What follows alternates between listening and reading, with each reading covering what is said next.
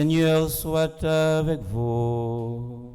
Et avec votre esprit. Proclamation de la bonne nouvelle de Jésus-Christ selon saint Marc. Gloire à toi, Seigneur.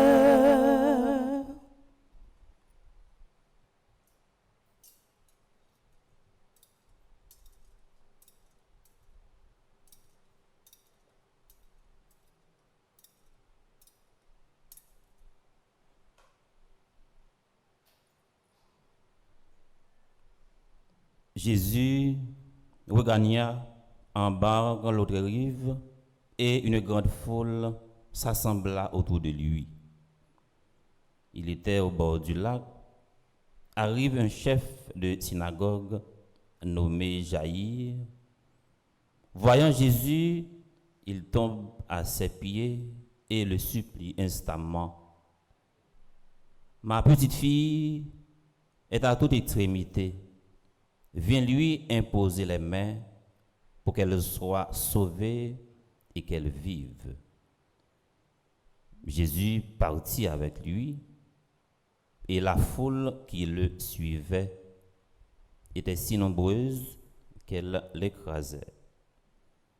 Or, une femme qui avait de perte de sang depuis 12 ans, elle avait beaucoup souffert du traitement de nombreux médecins et elle avait dépensé tous ses biens sans aucune amélioration. Au contraire, son état avait plutôt empiré. Cette femme donc, ayant appris ce que disait de Jésus, vint par derrière dans la foule et toucha son vêtement. Car elle se disait, si je parviens à toucher seulement son vêtement, je serai sauvé. À l'instant, l'hémorragie s'arrêta et elle ressentit dans son corps qu'elle était guérie de son mal. Aussitôt, Jésus se rendit compte qu'une force était sortie de lui. Il se retourna dans la foule et il demandait, qui a touché mes vêtements? Ses disciples lui répondaient, tu vois bien la foule qui t'écrase et tu demandes, qui m'a touché? Mais lui regardait tout autour pour voir celle qui avait fait ce geste. Or la femme, craintive et tremblante, sachant ce qui lui était arrivé, vint se jeter à ses pieds et lui dit toute la vérité. Jésus reprit, ma fille, ta foi t'a sauvée, va en paix et sois guérie de tout mal.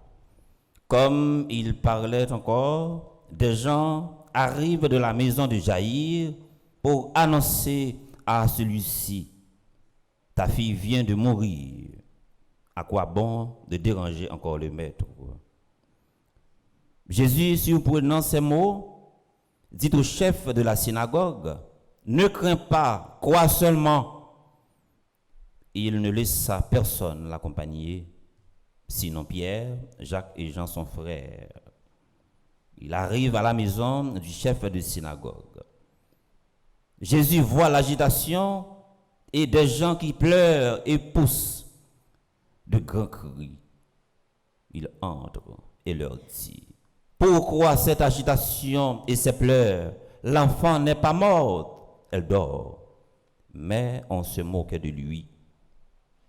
Alors, il met tout le monde dehors, prend avec lui le père et la mère de l'enfant et ceux qui l'accompagnent. Puis il pénètre là où reposait la jeune fille. Il saisit la main de l'enfant et lui dit, Talitha koum, ce qui signifie, jeune fille, je te le dis, lève-toi. Aussitôt, la jeune fille se leva et se mit à marcher. Elle avait 12 ans. Ils en furent complètement bouleversés, mais Jésus leur recommanda avec insistance que personne ne le sache. Puis il leur dit de le faire manger.